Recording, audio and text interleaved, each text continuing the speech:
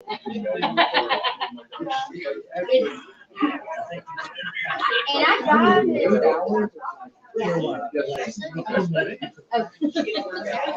right.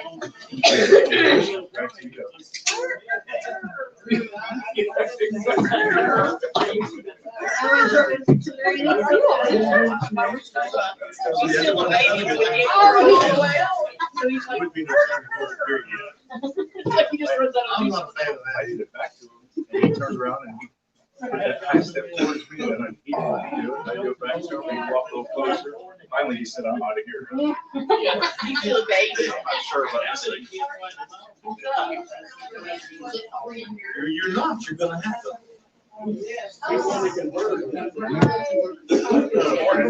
Lower down somewhere. You. All right. Me too.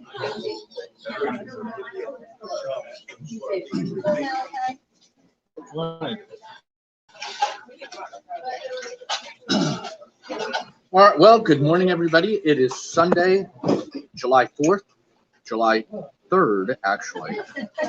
And it is the first Sunday in July. And you don't have a book. I just noticed that.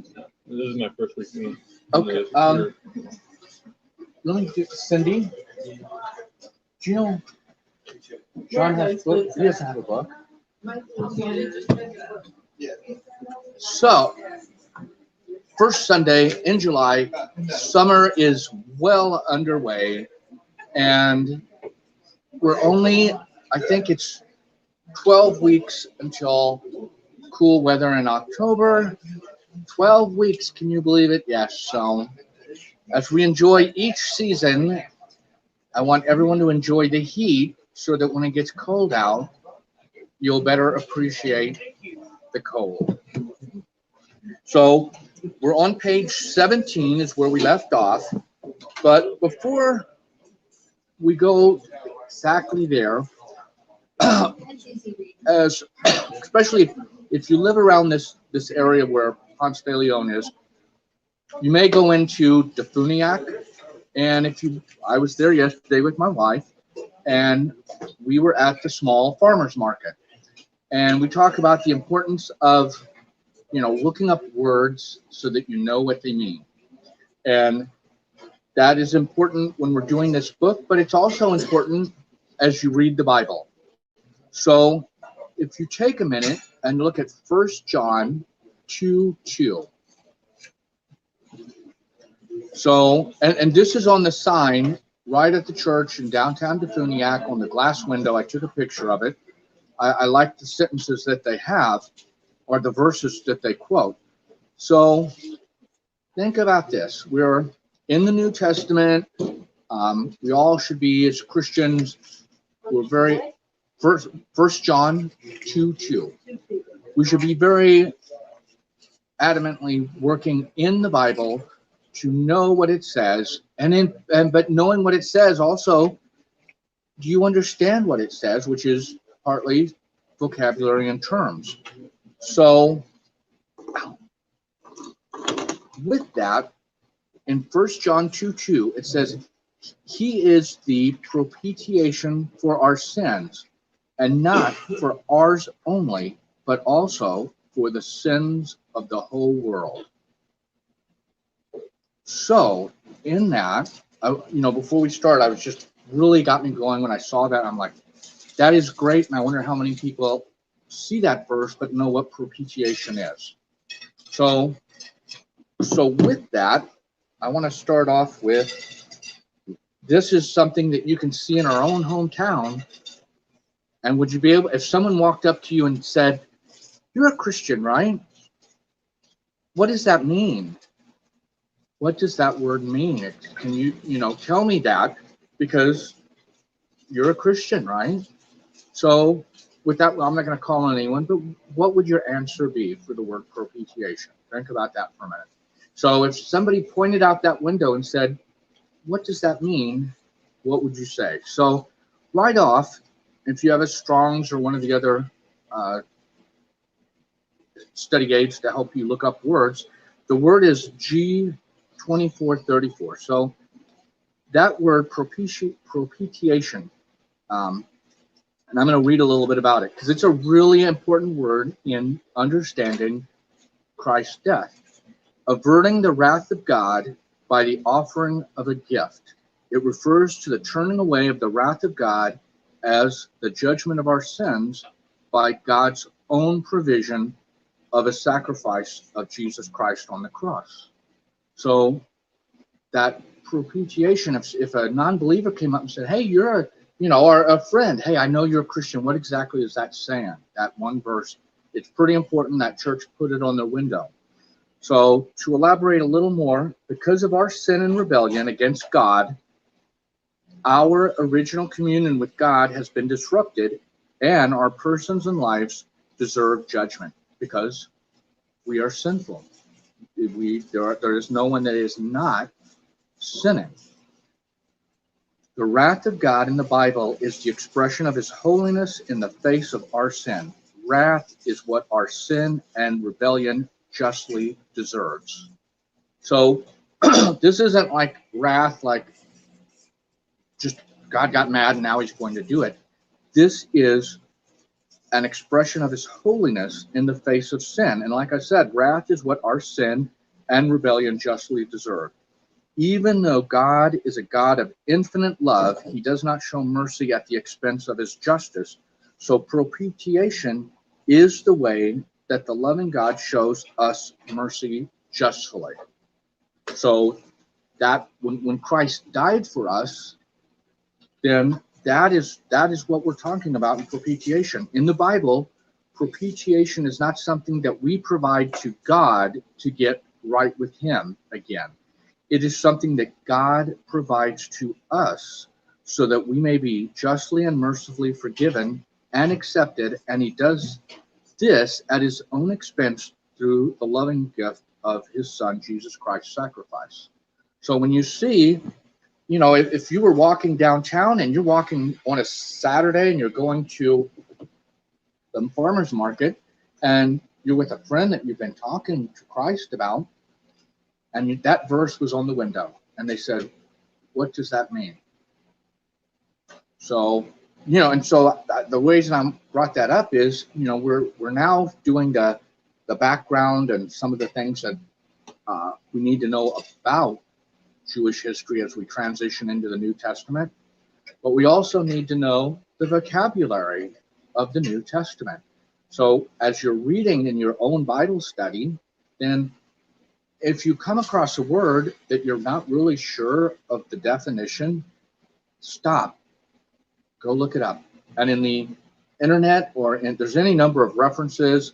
Mine is a free software, and it gives the Greek, and it's connected to Strong's and a couple of others. And so all you have to do is like, oh, what is that word? Click on it, and it gives you the complete definition. It tells you, what does that word mean? Because that's very important in understanding Christ's sacrifice, because it's not anything that we did.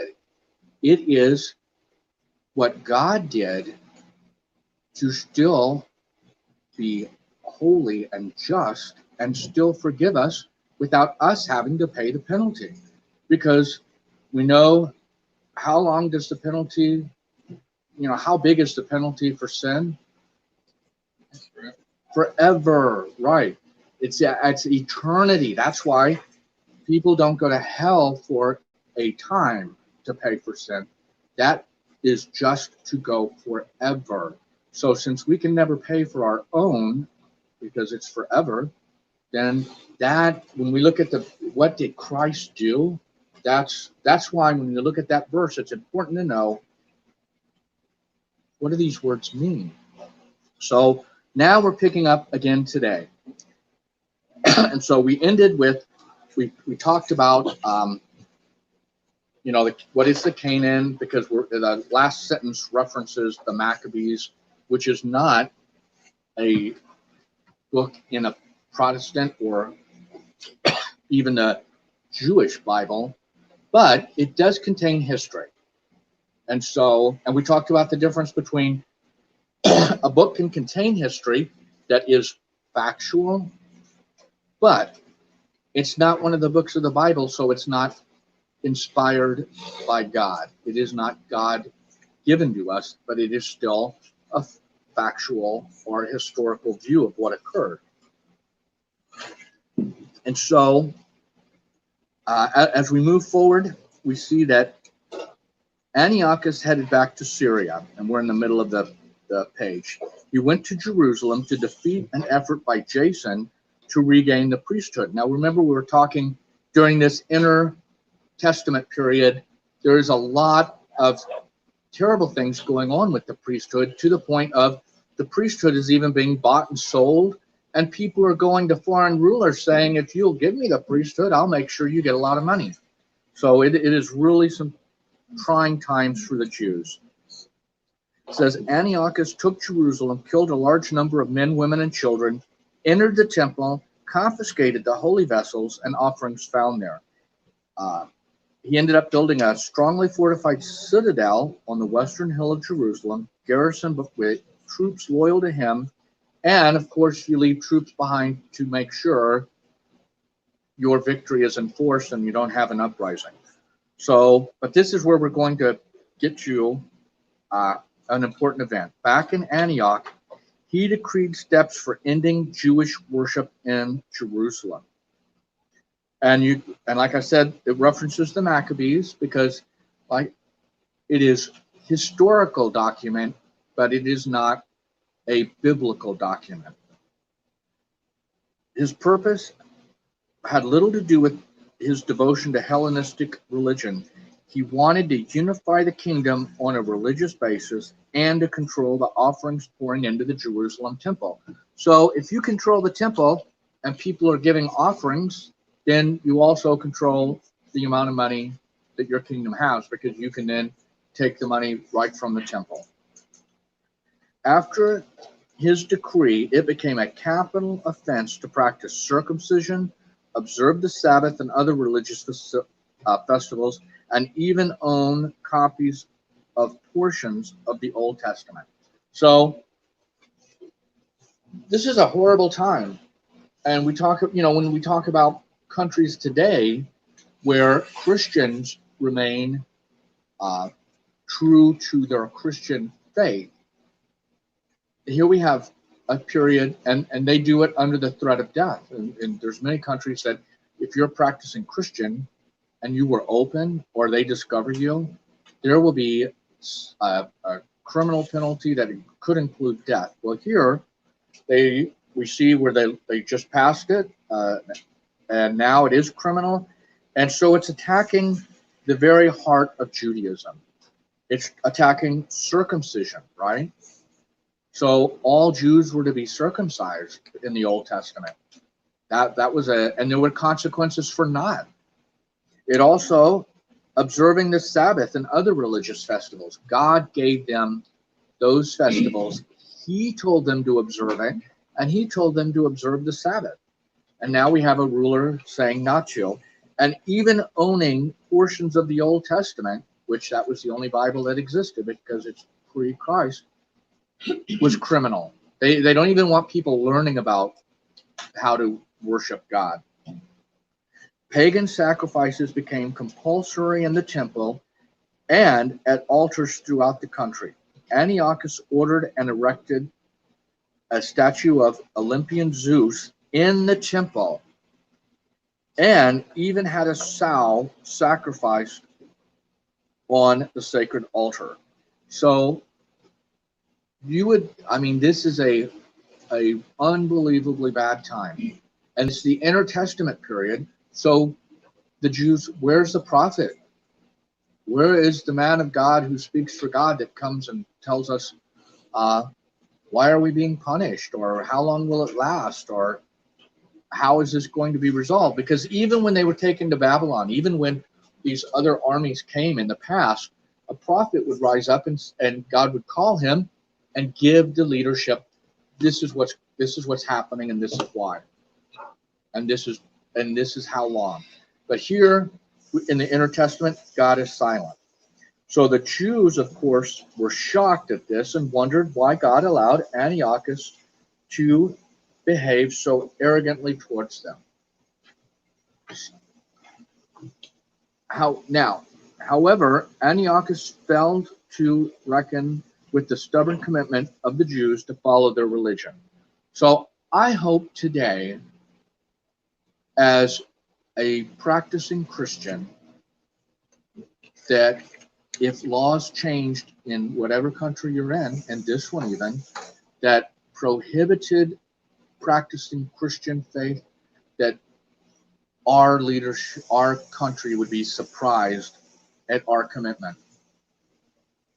How committed are you? Because what we're going to see here is many Jews courageously chose martyrdom rather than compromise their faith. So as Christians, we don't see a part of the Bible that says if you're under persecution, you can compromise your faith. If it becomes hard to be a practicing Christian, then you can stop practicing the hard parts. We don't see any of that. And that's why it's good to see in the past it's happened, because in the future, if it happens, we will know. It's always good to know we are not alone, for one, that we're not the first people to suffer for God. The Jews were suffering here. So, and then stories of their religious heroism appear once again in 2nd Maccabees. So in 167 BC, a band of Jews gathered around an aged priest named Matthias from the village of Modin, about 10 miles northwest of Jerusalem, and sparked a revolt against Syrian power. Although the struggle against Antiochus in Syria dragged on for years, this effective control of Syria over Palestine was finished. So now we're 167 BC. We're really getting close to the New Testament era, and we see this event is changing the political rule of the area. So this is going into, we see the Maccabean period. So to enforce his religious policies, Antiochus dispatched a royal emissary to the village, and they ended up making an attempt to bribe Matthias, the village priest, with promises of wealth and honor if he would lead the people in offering sacrifices. So it's evident they understood, if we can convince the leadership of Jewish religion to do this, chances are the people will follow them and do it as following their example. Matthias adamantly refused, and when compromising Jews stepped forward to comply with the agent's order, Matthias killed the officer and the agent, the offerer and the agent, and fled with his 5 sons to the nearby hills. So not only was he not willing to compromise, but when someone else said that they would, he killed them. There would be no compromising with when it came to following God, there is no compromise. Either you are completely following God or you're not. And so, we talk about you have to pick up your cross daily, to pick up your cross. And every day we're walking, where we are doing what God wants. Well, that is the commitment. We don't just do it when it's easy. We don't do it when it's safe. We don't just do it when it's convenient. We do it when it's going to cost us everything. And so, going on, the Maccabean family also is called the Hasmonean after the name of the earlier ancestor, Hasmon. That's going to be important later on. In 164 BC, Judas wrested religious freedom from the Syrians. Antiochus rescinded his ban on Jewish religion, and Judas was able to lead the Jews in the worship of Jehovah in a purified temple. Now, this is where, we talked about John 10:22, and all of a sudden we have something that's observed in the New Testament era. It's recorded in the Bible, and it's not referenced as readers were aware of the celebration and understood the context. So if you look up that celebration and we talked about this on Wednesday, that's in John 10:22. It's not an Old Testament one. It's not one of the ones from the Old Testament, from the biblical. It is a celebration, and we see here modern Jews still commemorate this event in the annual celebration of the Feast of Lights or Hanukkah. And in John 10:22, they were celebrating the rededication of the temple.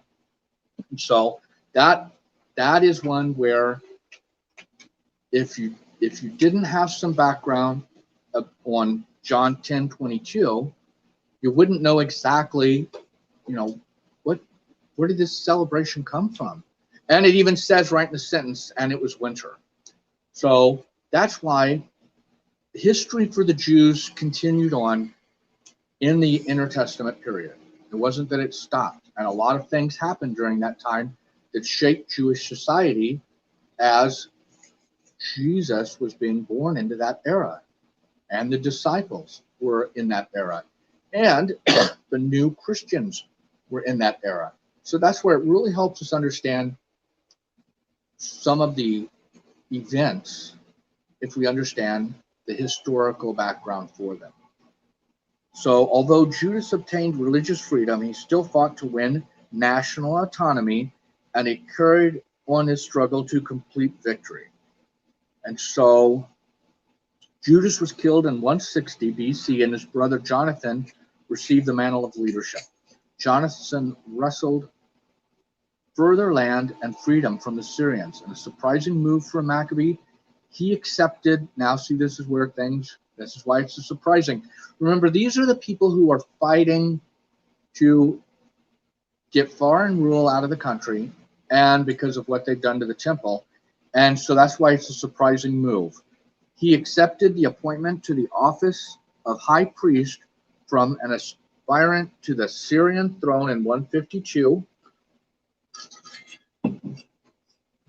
Captured in the battle by a Syrian general, Jonathan was put to death in 143 and was succeeded by his brothers. So even the Maccabees, when they started out and they cleansed the temple and they had a revolt, all of a sudden they're still trying to align themselves to get political freedom. And this is really important because now we're about 160 BC. And so remember when we read the New Testament, they're being ruled by the Romans. And so, they even ask Jesus about, the tax, and Jesus tells them, give unto Caesar what is Caesar, and give unto God what is God. So it's really hard for the people in that era to see that a Messiah would not also liberate them from foreign rule. And so you have all these years where they're trying to liberate themselves from foreign rule. And so when Christ came to free them from sin, or the penalty of sin, and to lead a new life and a new relationship with God. But it was very difficult when you read some of the answers and some of the questions, because there's this underlying, aren't you going to have an army? Aren't you going to take over? Aren't you going to do this? Because they still have this desire, and this is why we're building on it, to be free of political rule outside of their own country. So it goes on. Simon continued military and political pressure until 142 BC, when a claimant of the Syrian throne offered Simon national release from tribute and taxation in return for military and political support. So here, once again, we have a foreign country saying that they would release from tribute. So that's that's like when you own a foreign country, you tax them. Even in the U.S., the U.S. government cannot exist and function because they have no money. The only money they have is the money they take from you and me.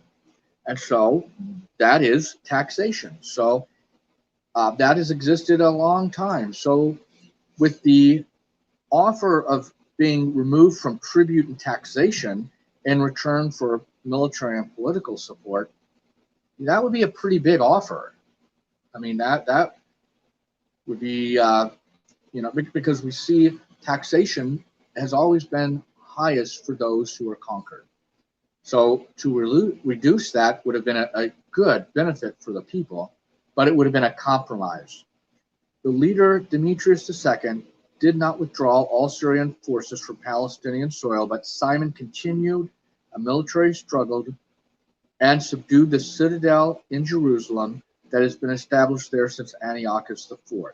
From then until the rise of the Roman Empire, Jews enjoyed national autonomy. So that's a really big thing. So, so once they did get national autonomy, until the Romans came and conquered them, and that's where we see the Romans ruling in Jerusalem. We see the Roman centurion. We have the Roman soldiers. All throughout the New Testament, we have these Romans that keep popping into the story, right? Well, that's because they are being ruled once again. And so in a period of peace that followed, a grateful Jewish nation recognized the leadership of Simon and his family. Simon was awarded the office of hereditary high priest, and the Jewish people vested him religious, military, and political power. The threefold responsibility of a single office of the high priest was a distinct departure from biblical teaching and previous Jewish practice. And so that hereditary high priest is against that biblical practice of the Old Testament. So because he won, the country provided him, basically a kingship. Now even more so, because now he's the high priest. He controls political authority and the military. So all in one, he's wrapped himself in complete power. The Hasmonean family brought to Jewish life a zeal for the law, along with significant military administrative skills. And it says, descendants of the Hasmonean family continued to rule after 142, but their political aims and intrigues alienated most of the religious-minded Hasidim in the nation. And so it's an ironic twist. Later descendants of Hasmonean branch became supporters of Hellenism and were corrupted by their own use of power and wealth. So that Hellenism, remember we saw it was everywhere. It was a problem that was not only affecting the mindset of neighboring countries for a long distance, but it was also a challenge to Jewish religious beliefs. And those challenges to Jewish religious beliefs were pulling them away from worshiping God. At that time, okay, it says in 140, at the time, after that time, which is 142 BC, many of the descendants of the Maccabees who served as rulers, I already said that, I'm sorry. And then it's, so we will use the term Hasmonean to distinguish them as descendants who had a different agenda from their forefathers. So that's why the terms are important. And the Hasmonean period starts in 142 BC and ends in 63. This is also part of that intertestament period. So during this time, Jewish religious life revived, economic conditions improved. He was able to, though Simeon was able to push back military threats, he succumbed to internal strife. In a display of unbelievable treachery, Simon's son-in-law, Ptolemy, murdered Simon and his two sons. Their surviving son escaped and repulsed the military efforts of the Ptolemy. So that is they were having, Jewish life was revived, economic conditions improved. He was pushing back the threats, and then internal strife within Israel did this to him.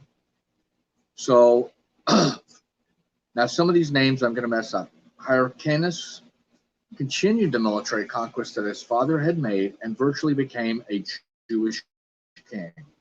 He cruelly alienated many godly Jews and pushed Hyrcanus into the reconciliation with wealthy Jews who had sympathies for Hellenism. So, once again, instead of, and this is what, our politics and personal life are both made by choices. So I can't control politics, but I can control my personal life. So the personal life has a foundation of who is in charge. There can only be one. If you're in charge of your life, then you'll make decisions that benefit you. And they may benefit your family, they may benefit others. But at the end of the day, you're going to decide what you do and what you don't do, because you're number one. If God is number one in your life, then your decisions will be based on what is God's priority for my life. What does God say? And so, being that if your God is number one, then all of your decisions will be made based on that first question. What does God want? And so, if you ask, what does God want? Then, of course, you'll need to read the Bible to see what does God want. And then you make decisions according. So if that's your priority, then you're not as concerned with the consequence as you are with fulfilling what God wants. Because in life, there's, for normal choices and for important choices, all choices really, there is a benefit and a cost.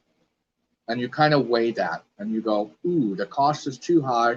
I don't want to make whatever choice it is. I don't want to buy this because it's going to cost too much and it's going to affect my life for years to come. So you would make those choices. And now, looking at the entirety of your life, if you have God as number one, then your choices will follow that. And you'll say, what does God want?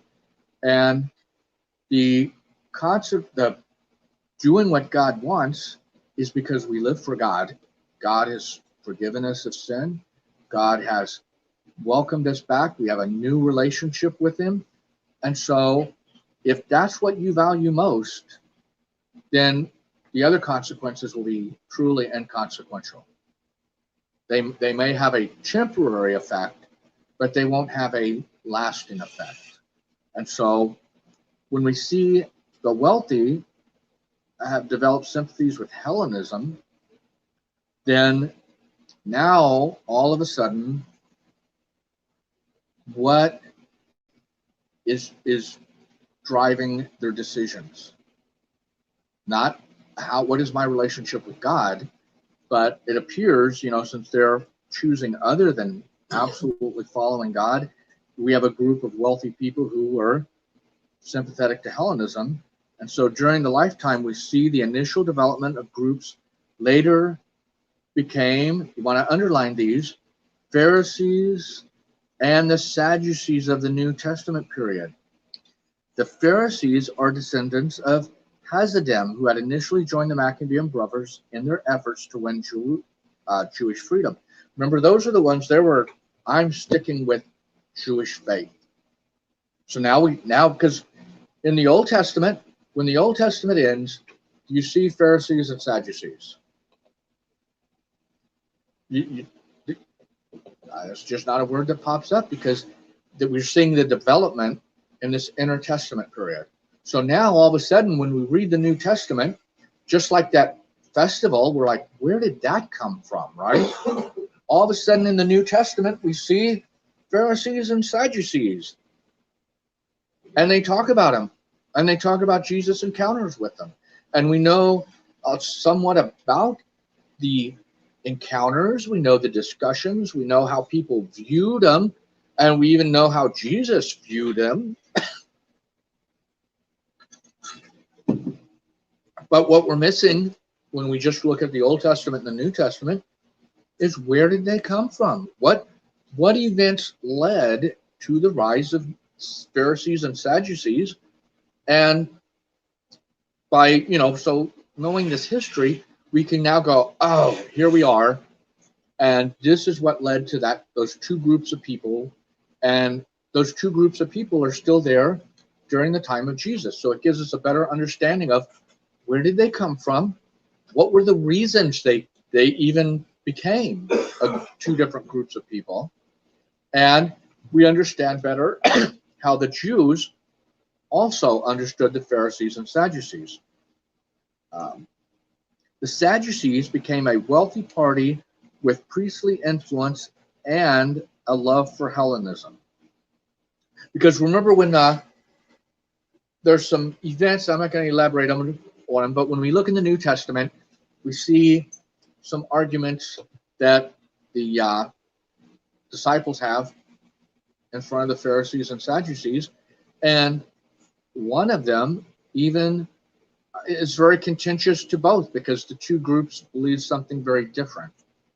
And so by bringing that up as an argument, then you can read the rest of the story. But the point is, those beliefs, what two groups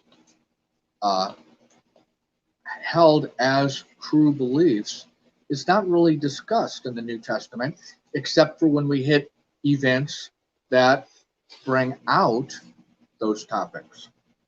So Hasmonean successors to the high priest office were uniformly corrupt by a lust for power. Murder, deceit, and treachery came to characterize their dynasty. Aristobulus I, the successor of Hyrcanus I, was the first Hasmonean to call himself king in his official capacity. Two developments concluded this period and prepared the way for the political situation of the New Testament. So we have number one and number two. Number one, Antipater, an Idumean who was skilled political climber, manipulated his way into favor with Hyrcanus II, the Hasmonean high priest who reigned after 67 BC. So this is really, now we're really close to the birth of Christ, right? So Hyrcanus became the tool of the group of wealthy Jews led by Antipater, the father of Herod the Great of the New Testament. So now all of a sudden, when we see Herod the Great and how he was and what he was doing. Now we're at a point in this history where we're building the relationship of people, some information about them, that now we're going to start seeing their names in the Bible. So he was the father of Herod the Great. Number two, the general chaos in Palestine attracted the attention of Rome. Antipater urged Hyrcanus to cooperate with Rome, but Hyrcanus' ambitious brother Aristobulus II began a civil war in order to seize leadership from his brother. So Palestine is now attracting attention from Rome, and now we see a civil war break out. So what's going to make sense? Well, we'll see. Ultimately, the Roman general Pompey invaded Palestine, subdued Aristobulus, and reduced the Jewish territory of Judah to a Roman province. So basically, about a generation before, an adult lifetime before, they weren't being ruled. Now, Rome has come and established a province. Although Rome established its power over Judah in 63 BC, Jews retained a semblance of Hasmonean leadership under Hyrcanus II and his successor Antigonus, whose death occurred in 37 BC and marked the end of the Hasmonean dynasty. So now, 63 on, we see we're beginning the Roman Empire and their influence and problems within the Jewish nation. And so, the first paragraph talks about the beginning of the Roman Empire, founded in 753. So, in 753 to 763, that is roughly 700 years of an empire. So, we are in 1776. 1976 was 200. Gosh, we're like with simple math, about 250 years, right? Pretty close. So the Romans have been getting large for 700 years. To give, as an idea, in 275 BC, Rome defeated the aggressive attacks by Hellenistic king Pyrrhus of Epirus and became the master of central and southern Italy.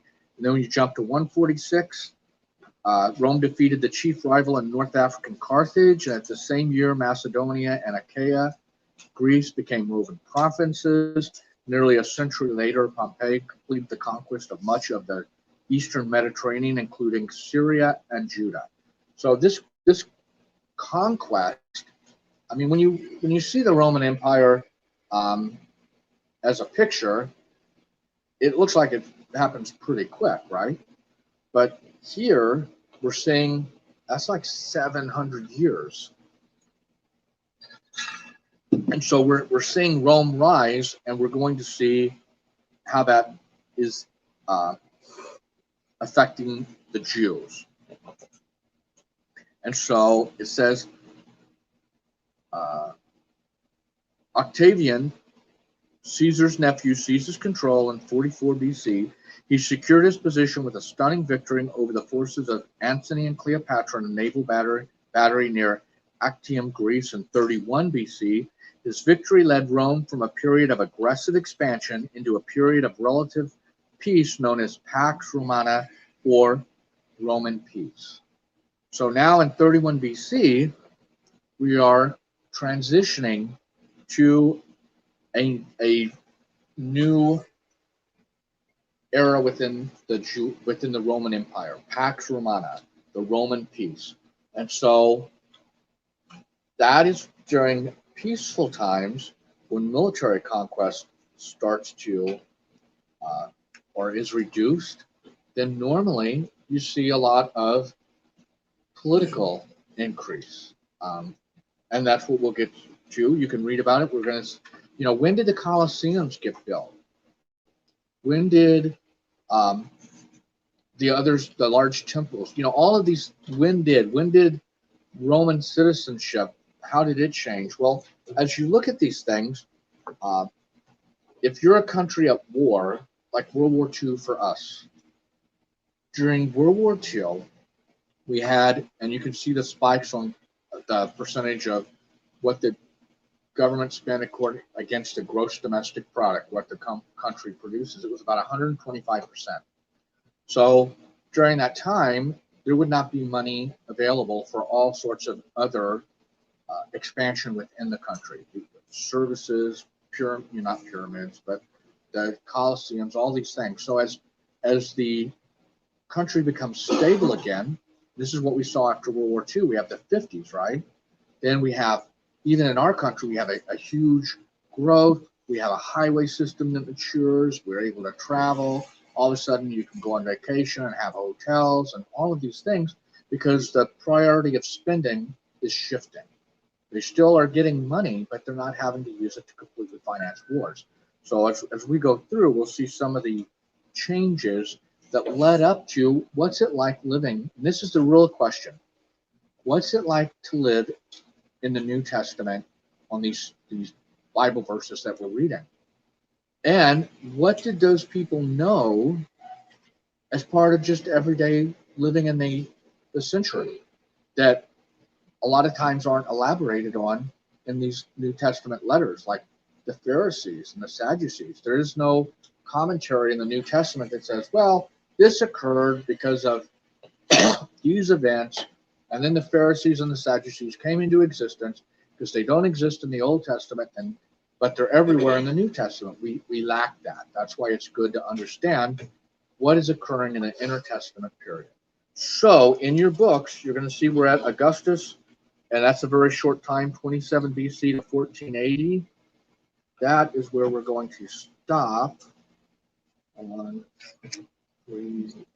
July. And David, if you'd close us in prayer. Heavenly Father, we thank you for allowing us to be here this morning, study and to learn about how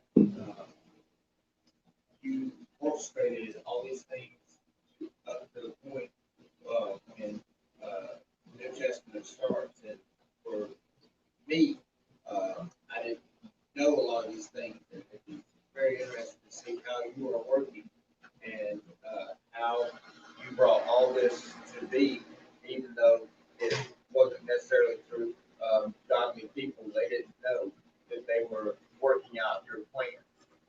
But we just pray that you will be with us today as we celebrate today the birth of our nation. And we just pray that you will be in this service. We pray that you will be with us as we praise you and worship you in song and reading of your word. Pray that you will lead and guide us in each thing that we do. Be with us as we continue to pray for our mission trips. I just pray that you are working in the hearts and minds of those that we will come in contact with. Continue to be with us as we try to do your will. All these things we ask in Jesus' name. Amen. All right, and we only have about 6 complete pages left in this intertestament period, and then we're going to see what was life like in the New Testament when we see the life of Christ and the apostles. So thank you all for coming.